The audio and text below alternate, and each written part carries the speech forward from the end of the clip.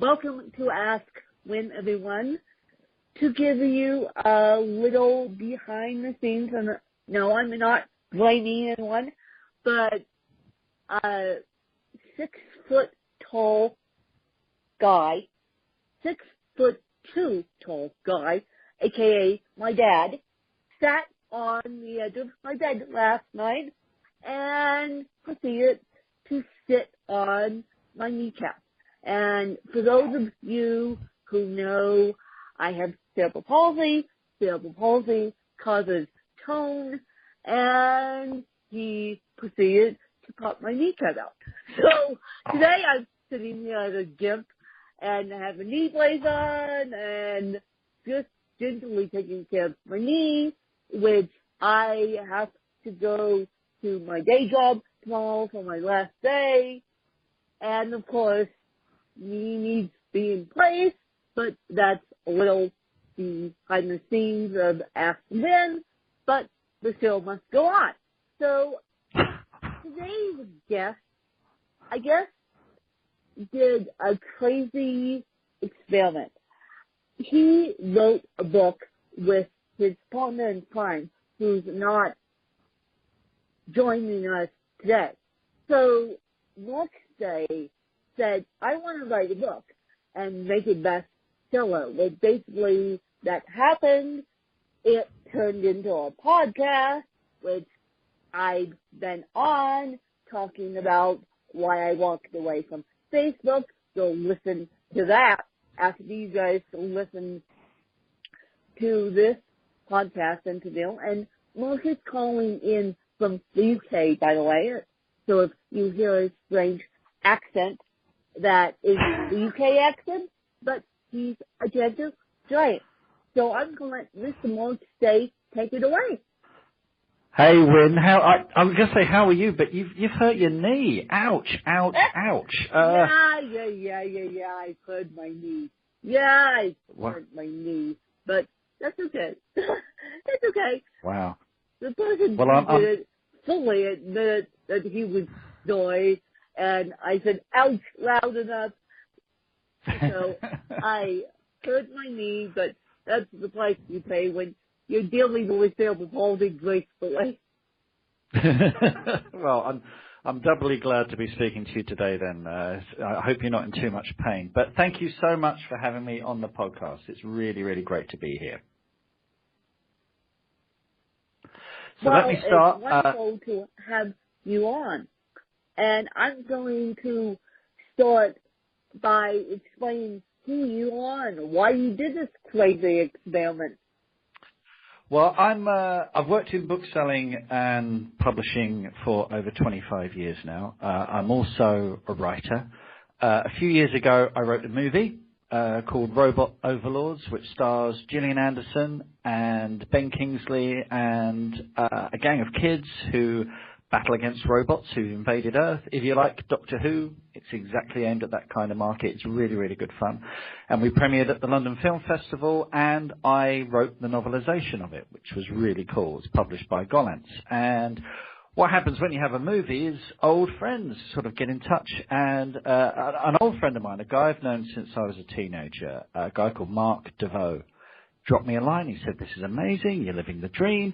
And he lives in Vancouver Island in Canada. He grew up in Britain but moved over to Vancouver Island. And he's one of these guys who is a real doer. You know, if he sets his mind to something, he will get it done. And in the course of our conversation, this little thing slipped out. He said, you know, I've always wanted to write a novel, but I've never got past 20,000 words. I've never actually finished a book. And one thing led to another. We discovered we both had this mutual love of podcasts, and we both had very similar sensibilities. We like the same kind of music and movies and stories. So we came up with this insane idea to write, edit, market, and publish the self-published ebook and try and get it up the top of a Kindle chart within 12 months. And the idea was to chronicle this on a podcast, but I said to Mark, because I've worked in publishing a pretty long time, I said more books fail than succeed. So I said, you know what we should do? We should invite our listeners to come on the journey with us. So we put the call out. We said to people, look, if you've got a half-written novel in a drawer, come and join us. And because I work in publishing, I know a few people, so we've had some pretty big names on the podcast, including best-selling authors like Sarah Pimbra, Michael Connolly, Joanne Harris, and we also got Bryan Cranston on the show because he had written his autobiography and he's also a screenwriter as well. And one thing has led to another, and we've got, we managed to write the book, and it got, on the day of publication, we topped something like 10 Kindle bestseller charts. The book is called Back to Reality. And we had a fantastic launch. So it's been an amazing experience. But the really wonderful thing is just hearing, and I've had one today and one just a couple of days ago, where our listeners have got in touch and they've dropped us a line on email or on social media, and they've said, without the Bestseller Experiment podcast, I don't think I would have finished my book. I've just got a publishing deal, or I've just published it myself, or I've just finished that book, or I started that book.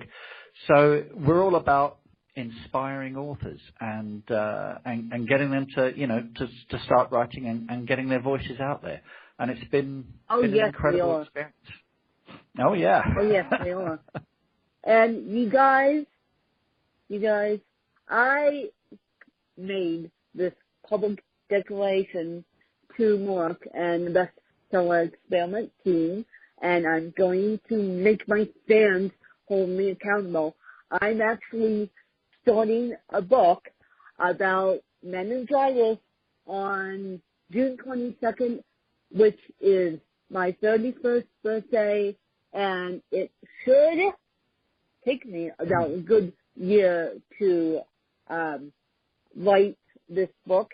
So I have declared June 22nd to June 22nd of 2019, and if I could get it all together, it will be published on June 28th of 2019, which happens to be my biological mom's birthday, and we were 6 days apart. And the reason why I'm doing this book specifically on meningitis is because my mom did not die of a brain aneurysm.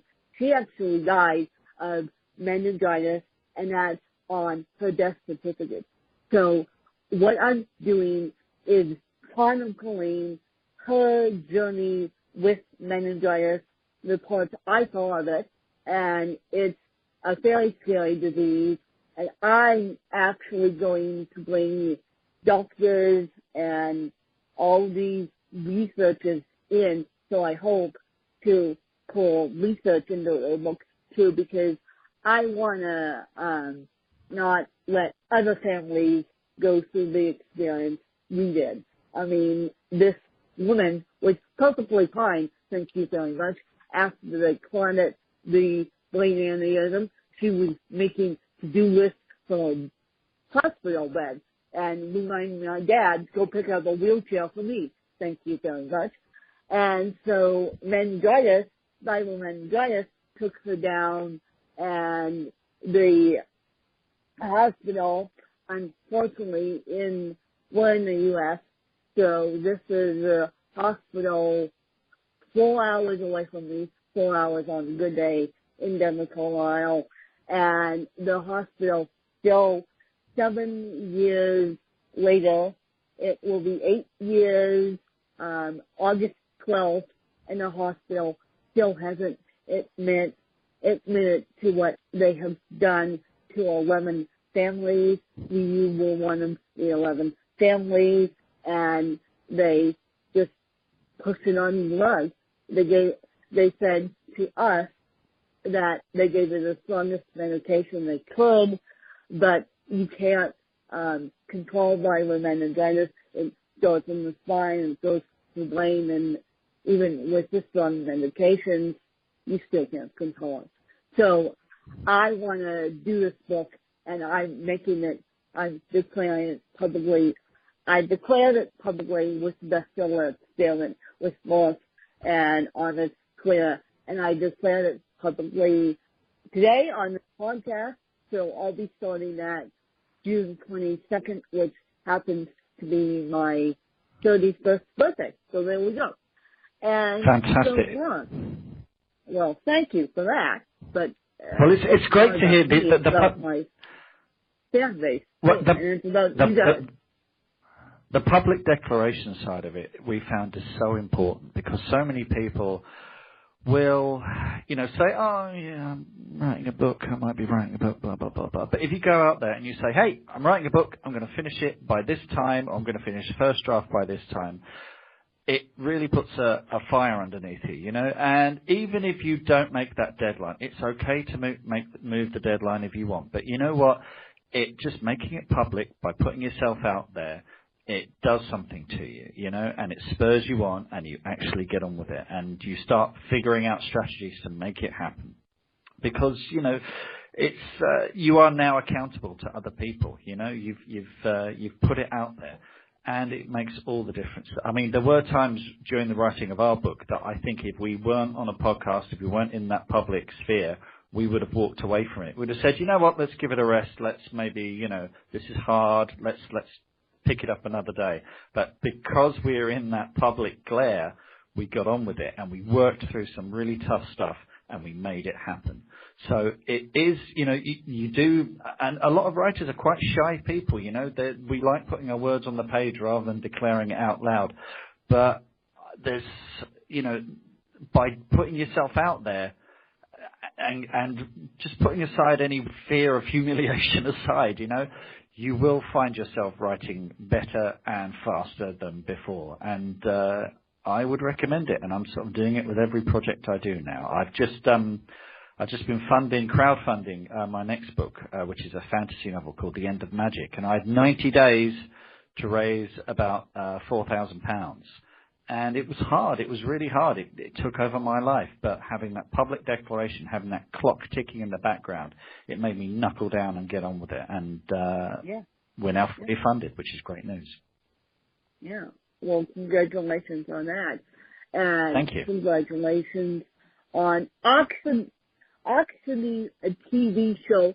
I read that in your bio. I was blown away. I'm like, what? You did what?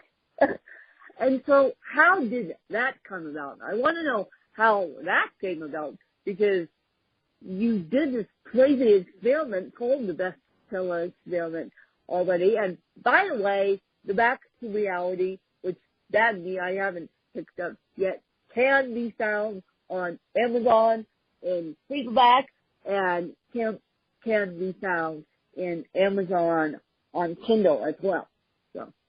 It's only Kindle at the moment. We haven't got around to doing a paperback yet, but we will do it pretty soon. Yeah. Correction. See, I get corrected live on the podcast. It's only Kindle at the moment. It's only Kindle at the moment. You guys can't lug around the paperback book yet, because doing a paperback book, you guys, is a whole different beast than Kindle. Yeah. Trust me, I know. Yeah. Trust me, I know, and it's not easy. It's not easy. Yeah. The Kindle version is the easy version, not the paperback version. But I want to know from you about auctioning and TV show. How did that come about, and what are we doing with that? Well, I can't talk about the nature of the TV show because there's actually a clause in my contract that says I'm not allowed to talk about the subject of the TV show. But this was after Robot Overlords came out. I did that screenwriter thing of going to LA and driving around LA for a week and doing all the meetings. And, I made a lot of contacts there. I've got an agent in the UK as well. And there was one particular idea that just wouldn't go away. And I kept working on a pitch document. And I started working on a TV pilot script for it as well. And it's just one of these things where you do a lot of meetings. And there was just one meeting I went to with a company called Moon River Productions here in the UK. And it all just clicked, They had read my document. They knew all the names of the characters. They were really excited about it. So we kind of did the deal in the room. So it's what I can say is it's kind of a fantastic fantasy style science fiction TV show. Be a massive budget if it ever gets made. It's historical, so it's kind of set in the 1850s, but it's an alternate history. So there's going to be some monsters in there, some science fiction, and it's going to be a really cool. If we can pull it off, it'll be just amazing. So what they're doing now, it's in the development stage, which is where we start looking at putting together a production team, so maybe a showrunner and maybe some other writers and some other materials. So it's all kind of top secret at the moment, but it's really exciting. I know enough to not get too excited until I'm actually either on the set shooting the thing or in a screening and watching the finished thing being made. Because if you're a screenwriter, 99 out of 100 things that are optioned never actually get made. It's part of the dance that you do when you're a screenwriter, because the stakes are so much higher with a novel. But it's fun. It's really fun. It's all part of the the fun of the circus when you're a screenwriter. Unfortunately, and you guys, I can't believe I'm about to say this, but I am almost done with my fashion journalism degree. Almost done. And I have one more week of classes left for this semester. And then I'm taking a 7-week English class by my choice. You guys, no one forced me to take this 7-week English class starting the 25th of June, which is a couple of days after my birthday, but at least I don't have to be stuck in by my computer on my birthday. So I am now coming to find out that the journalism is really, really, really, really, really difficult, just like writing a novel. And I thought writing a novel was easy. I thought, but I'm like, really? You're crazy to get into journalism. And I'm doing it, and I'm loving it, but I'm coming to find out that journalism is going to be a whole different beast in itself. So, Mark, I understand your pain about auctioning a TV show, my God, because I'm on the side of journalism and potentially reviewing shows and reviewing fashion shows, not TV shows. Although if someone gave me a job to review TV shows, I would take that too.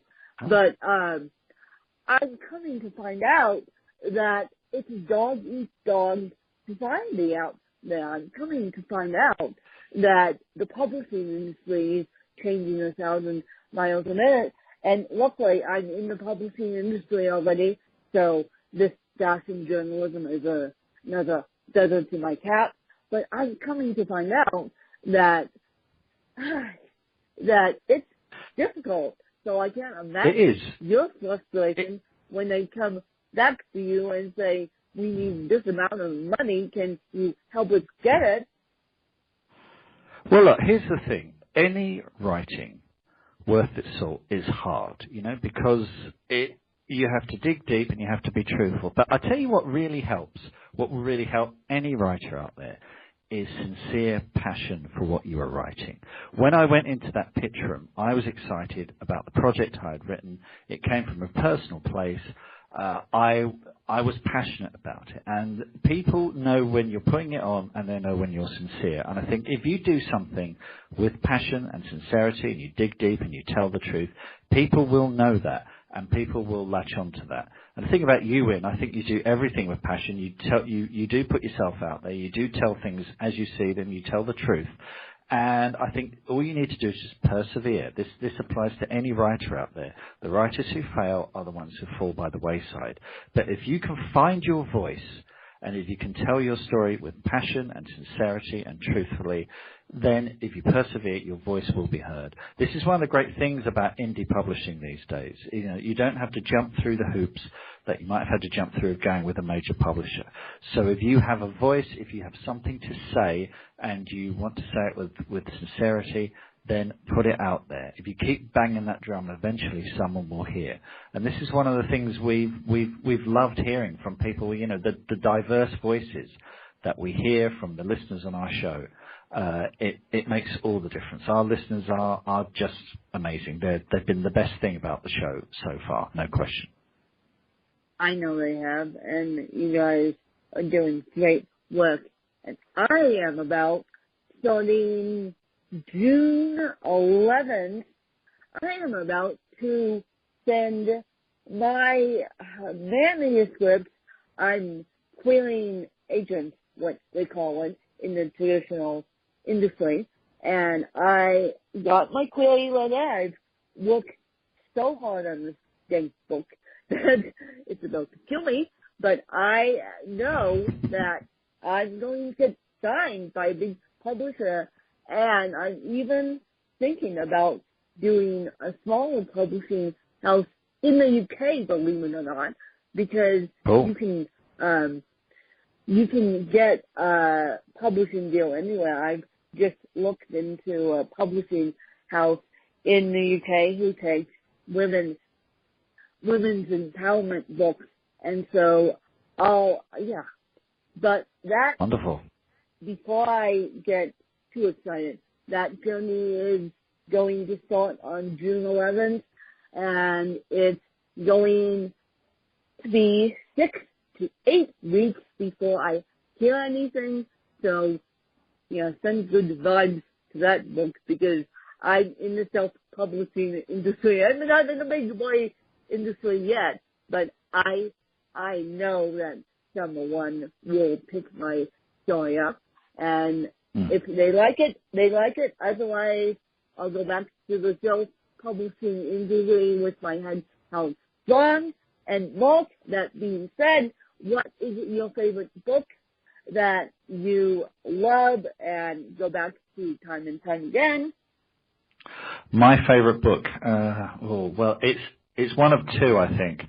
Either Good Omens by Terry Pratchett and Neil Gaiman, or The Hitchhiker's Guide to the Galaxy by Douglas Adams. I'm not sure I can choose between the two of them.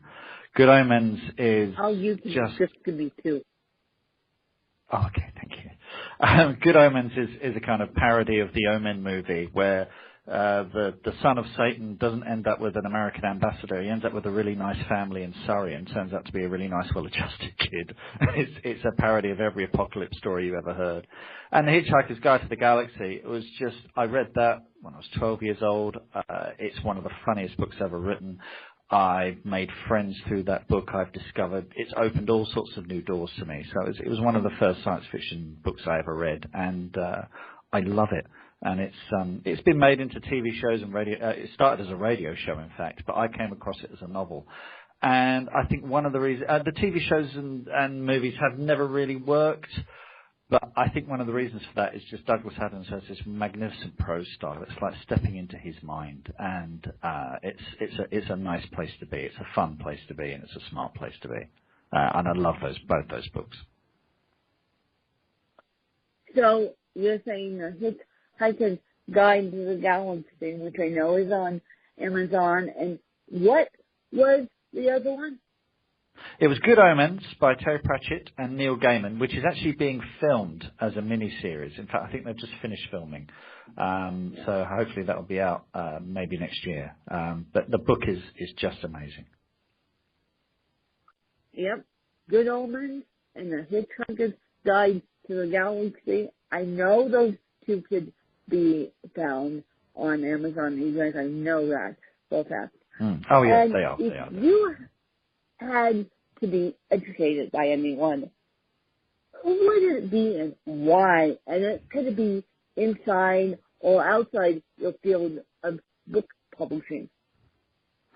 Well, I thought long and hard about this one, and my first instinct was to go with someone like Yoda, because Yoda is wise beyond his years. I love it. He could teach me the ways of the Jedi.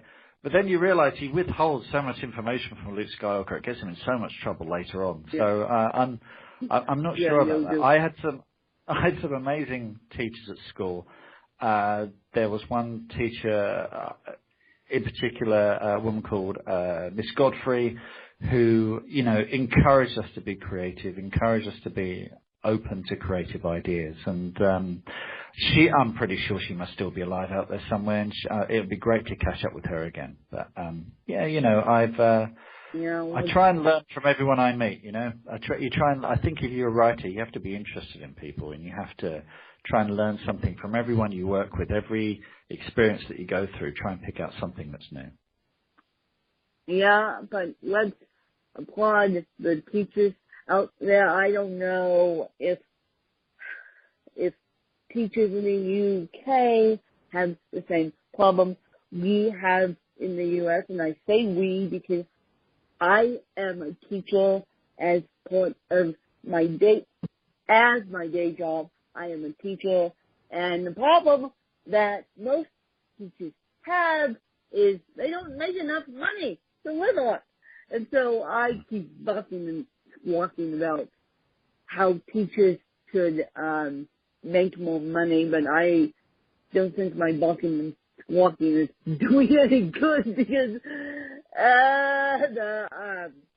the predictions haven't changed. I mean, I'm in a field where it's about teaching the kids, but I wish we could make it just a little bit more money. That would be nice. I don't know if they have the same problem in the UK, but we do. know in the US we do have that problem. Yeah, no, it's funny what we prioritise. There's never enough money for schools or hospitals or library, but if we want to go and bomb some people, suddenly the money's there. Yeah, there's enough money for the military. No, and there's enough money but there's not enough money in the world for cerebral palsy research, although they think they're doing plenty on that. And there's not enough money in the world for cerebral palsy awareness, and there's certainly not enough money in the world for teaching. Hello? It's like, really, you guys? Really? So that's why my second job is author, and I started that way back when I was volunteering in a teaching setting. I'm like, I gotta make money somehow. And so I started with self-taught digital art and did really well in that. And then after my mom died, as I said, I transferred over to books, and I was doing okay in that. But I hope that within the next 6 years I'll be able to become a full-time author. And still be an advocate for teachers, but not in the teaching field per se. The reason why I'm slowly but surely walking away from my teaching job is not because of the kids, not because of the admin, it's because of the paycheck.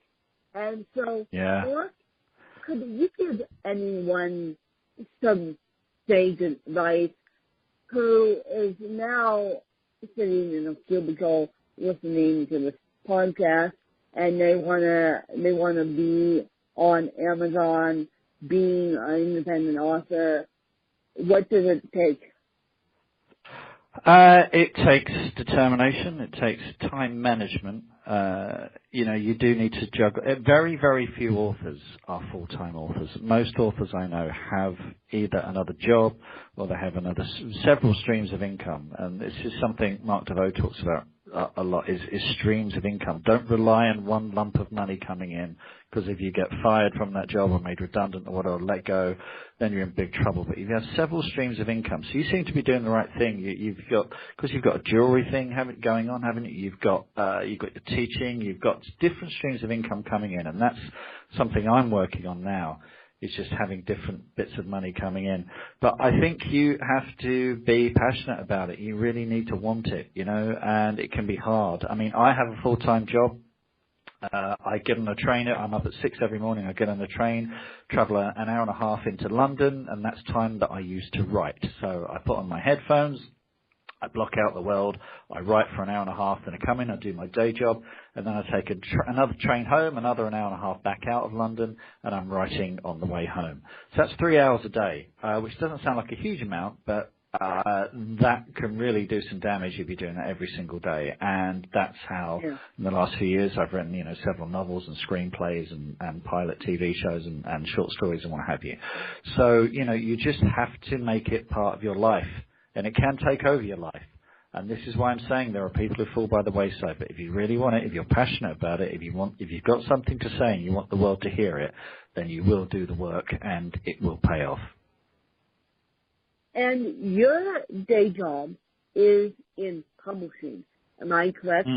That's correct, yeah. You interviewed me, it looked like you were sitting in a cubicle because it was 6 p.m. there. Trust me, I Googled UK time, and so is your day job supportive of what you're doing outside your day job?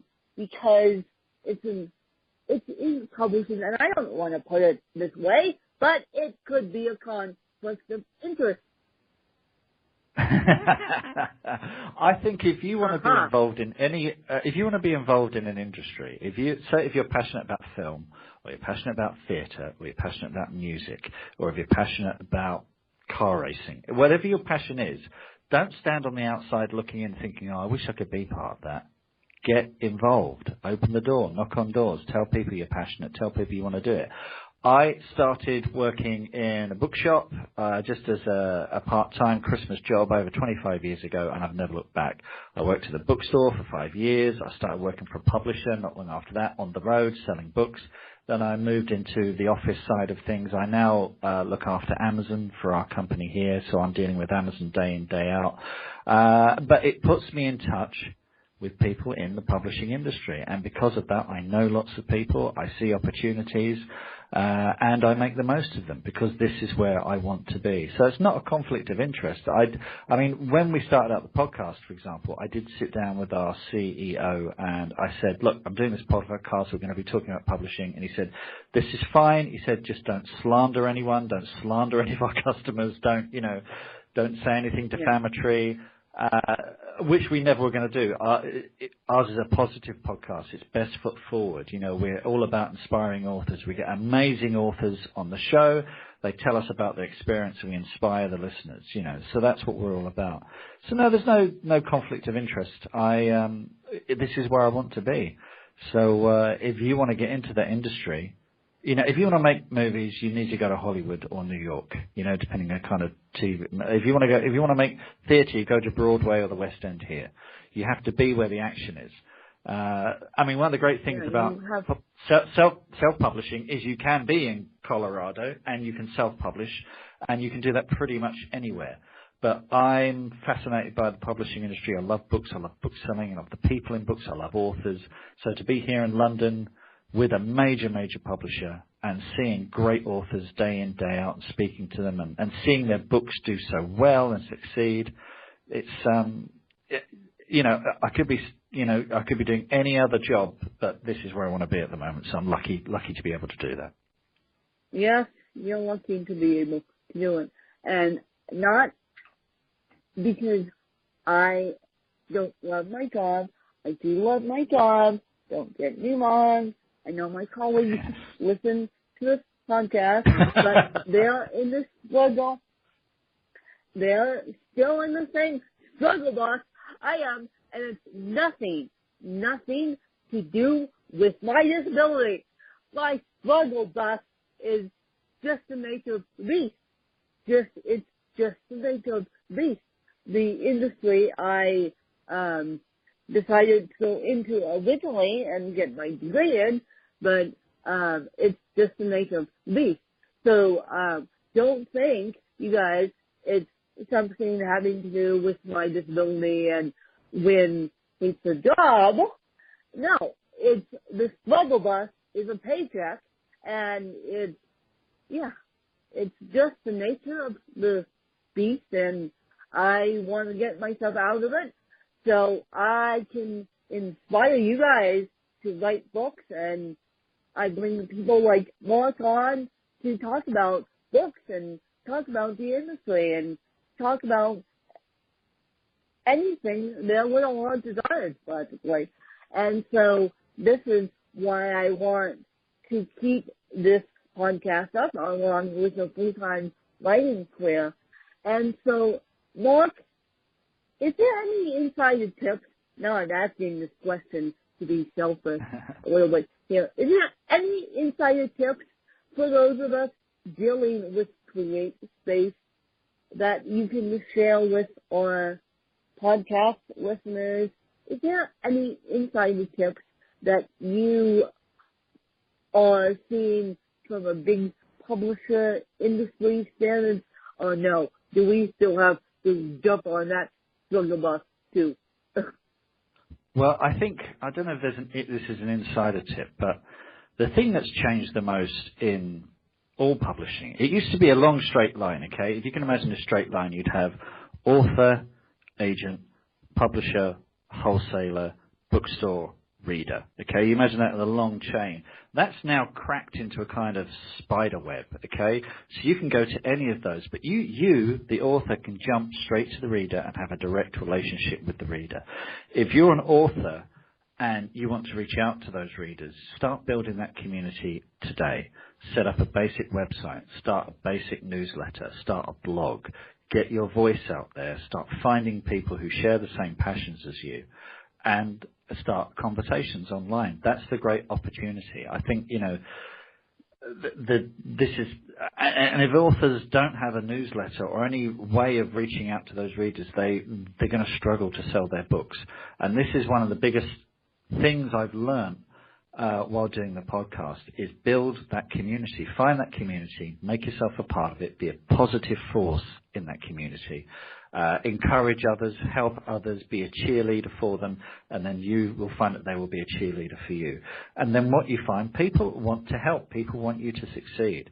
So I'm not a great believer in complaining online. I'm someone who, tries to put positive stuff out there most of the time.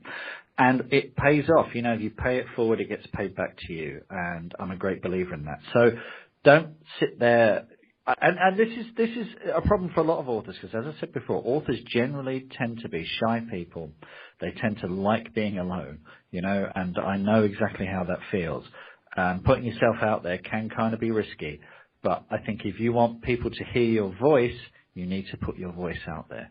So the only thing I would say is find your community, build your readership, be a positive force, and I think you'll start getting people buying your books, and and hopefully you can start earning a living from it, or at least get your books read, get eyes on your voice. Yeah, and my books, you guys, could be found all over the place.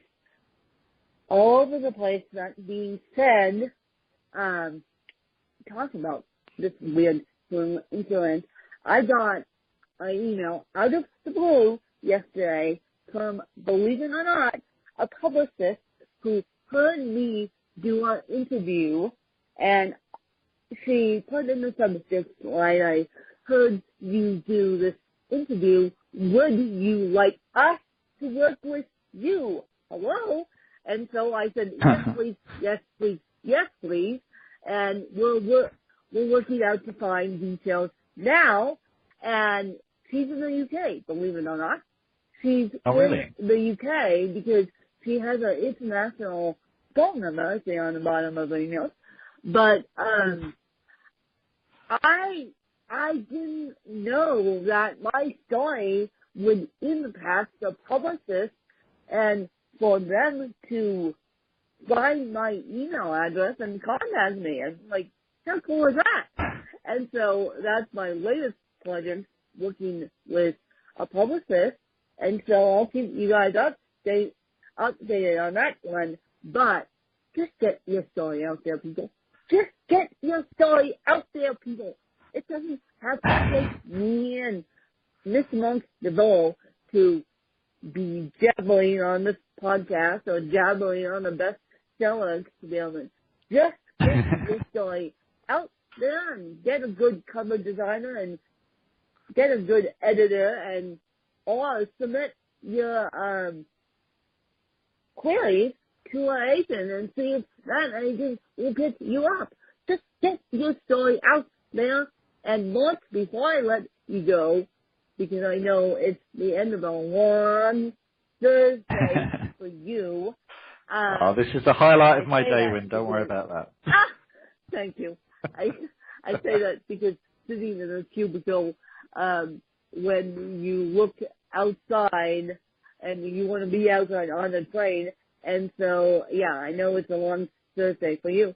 But before I let you go, do you have any questions for me, or should we make my fan base go listen to the bestseller experiment? Well, we had a very long conversation on the Bestseller Experiment podcast. I really enjoyed it. Yeah. I think I asked all the questions that I wanted to ask. I mean, I guess I would ask you, you know, where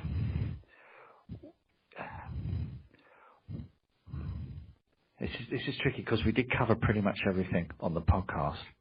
But I guess, what would be your dream job? What would be your dream day, basically? Take us from waking up to sleeping again. You know, what would be a perfect day for you? Would you be writing non-stop, or would you be doing other things? Because I'm interested in, because you seem to have so many things going on.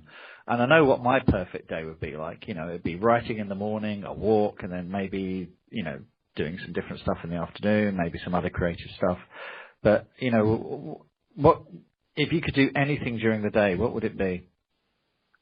Well, my perfect day, and you guys know this is why I'm talking squawk, and this is why I'm leaving my job at 1 day a week, because of my health insurance situation, and my license will be changing here in the next couple of years, and because I've been looking up where my family did well in Caterpillar tractors, and we didn't sell Caterpillar electric until 1998. This was in the Bahamas, and turns out that I have a trust fund that we're working on getting set up.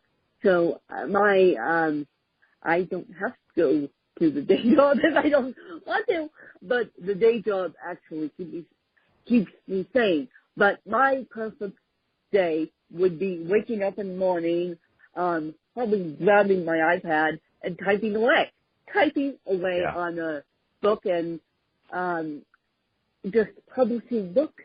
That would be my perfect day. And then when I get bored, I would probably go out for a walk or do exercise. I promised myself when I get signed with a big publisher that one of the things I promised myself is I would keep myself physically fit, because the problem with the perfect day and the problem with writers is we get fat. I'm sorry, but we get fat, we get complacent because we're sitting in front of a computer and we're trying to punch out deadlines and we're trying to do all that. And so I have come up with a book called Vile Dictation, and it's coming out September 11th. And for those of you who don't know what September 11th was, it is 9/11 here in the U.S. when the planes flew into the World Trade Center in the U.S. and it impacted the world. I mean, I remember my cousin who was in London at the time, thank you very much, she was in financial at one of the big financial firms, Goldman Sachs. I'm allowed to say that because she doesn't, she owns a company now in the Bahamas, so I'm allowed to say that. But on 9/11, she heard one of the colleagues on an international conference call line screaming into the telephone because of the World Trade Center. So it impacted the whole world. So that's why my book, Smiling Dictation, is coming out on 9/11. so you guys don't get complacent and fat typing in front of the keyboard. You can actually do it with your voice, and do it on your iPhone and do it on your iPad, and the Mac now come with Dragon. They come with Dragon, but Siri built into the Mac, and then Dragon actually speaking is both on the Mac side and PC side. And I just want to get people's stories out there. Well, here's the thing, Win. Your perfect day sounds a lot like my perfect day. I'm sure it sounds like the perfect day of a lot of writers out there. And, you know, thinking of things like 9/11, we know that life can be cruel, it can be brutal, it can be short. If you want that perfect day to happen, start thinking about the strategies you can take, the actions that you can take to make that perfect day a reality. Stop dreaming about it and try and make it now. One of the interesting things about our novel, Back to Reality, which is a fun comic novel, it's about second chances. It's about a woman in her 40s. She's stuck in a rut. She's stuck in a regular job. She's kind of bored with it. She discovers her husband's having an affair. Her teenage daughter hates her. But she wanted to be a singer when she was younger, and it never quite happened. And when she walks into a kitchen one day, she sees a 24-year-old version of herself who looks like a rock star. And this 24-year-old version of herself says, I'm you, I'm from a parallel universe, I need your help. And they swap places. So this woman in her 40s gets to live that dream. She gets a second chance. And it's fun, it's about second chances, about living your dreams. But the thing that Mark and I are very aware of is there is a ticking clock in life. You only get one chance at it. Do not let it pass you by. Start thinking about what you can do to make your dreams a reality, to make that perfect day a reality. How can you make that come about as soon as possible? And so I'll leave you with that. And you guys, I don't know where these guys developed that solar experiment, but what I did is I come a win in a taxi cab and in the back of my mom's vehicle, because I took a taxi cab. We drove to the hospital and in my mom's vehicle, so I started developing. I come a win in my mom's vehicle, and then I asked her once she was in a mentally induced coma. She, of course, said yes, as long as you do it gracefully. Then I started developing I come and win the manuscripts in my head in a taxi cab while going back to the hotel to start the process of leaving. Thank you very much, because we knew my mom was dying and it wasn't going to be it wasn't going to be the recovery that we all expected. Thank you very much, meningitis.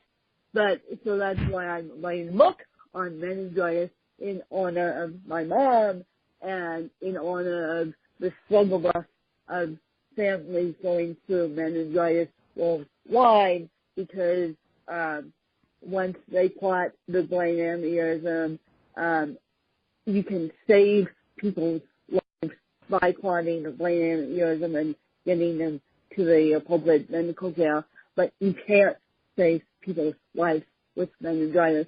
So that's why I'm saying get your story out there and get what you need to get out there, and get a good editor, get a good cover designer. Ask Mark, ask me, ask anyone to proofread your book except your family, because they'll put the I love you syndrome on it, and then it goes to APL double hockey stick if the I love you syndrome is on there. I love you syndrome is on all my books. My dad gets to read my books. He is not the best fan in the world because he loves me too much, and so he puts the I love you syndrome on that.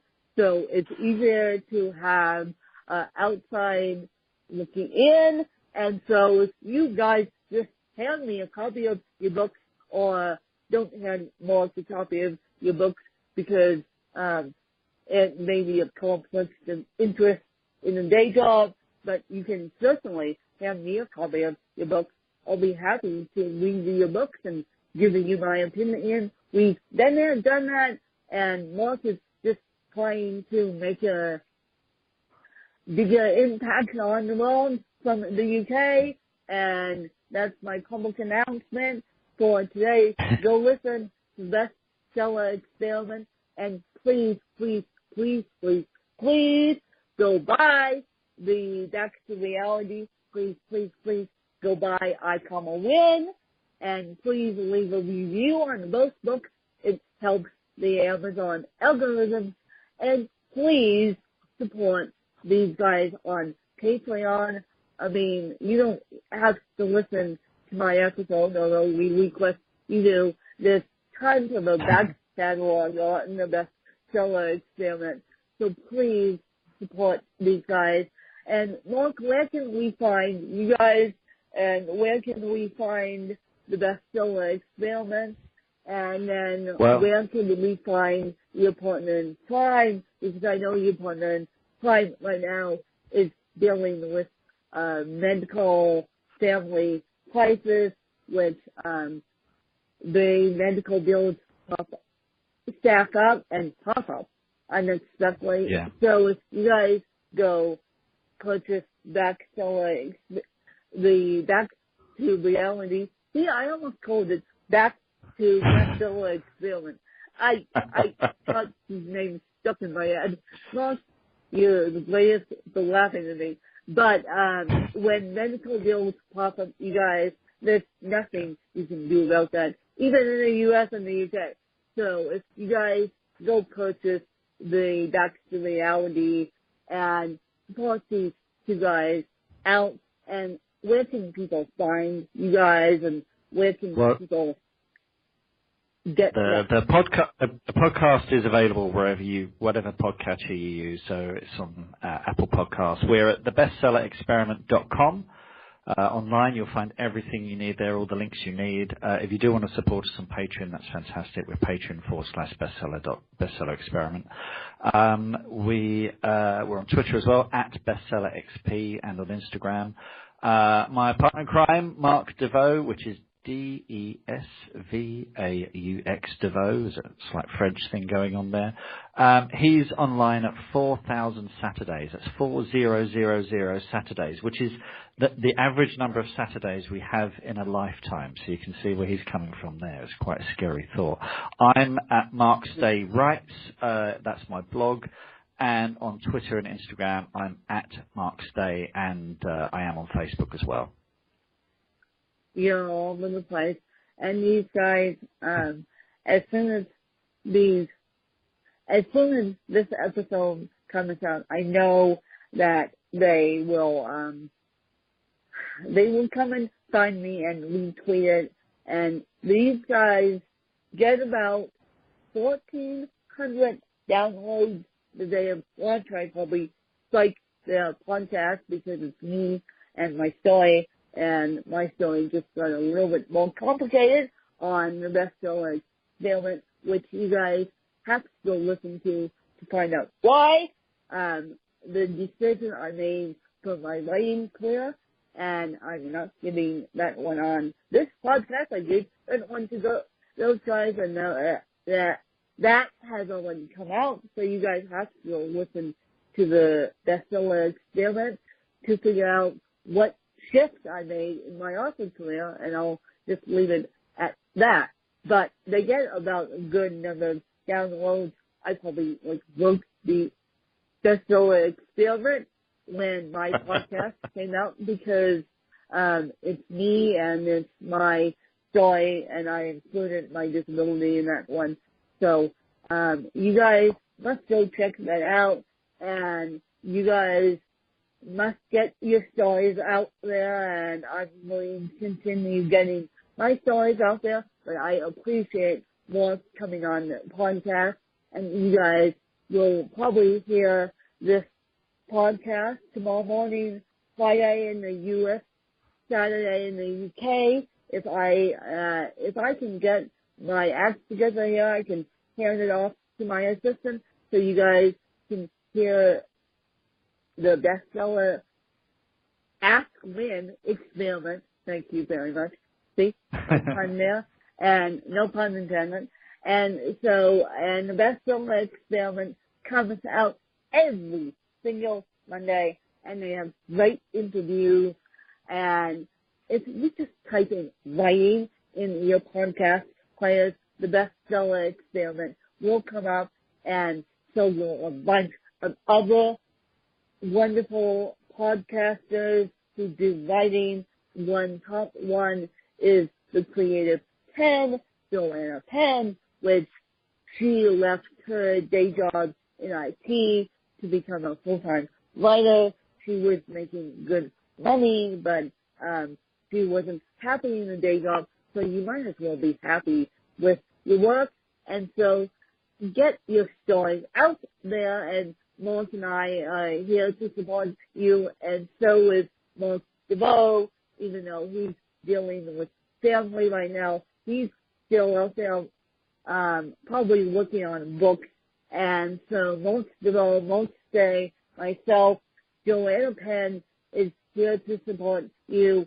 We're all really active on Twitter, so if you guys have any questions, just tweet any of us, the bestseller XP, Win Kelly Tolls, which is yours truly, the Creative Penn, which is Joanna Penn, and Joanna Penn has a full blog devoted to it. I actually found my cover designer, thank you to Joanna Penn's blog, and so there's a whole ton of us out there doing the creative thing. So if you're just scared, just hop on Twitter and say help. Just hop on Twitter and say help, because Amazon is a whole beast in itself. And so I appreciate Mark's time today, and I hope you guys enjoy a best episode and with Mark and I, and talking about my favorite thing in the world other than teaching is writing books, and people know that, and people know that I am doing this journalism degree, even though it's about skilly, but I will become a fashion journalist, then step away from my day job and become a full-time writer and enjoy my perfect day. Thanks to you guys. Bye. Thanks, Win. Oh, she gone. You gone, Win?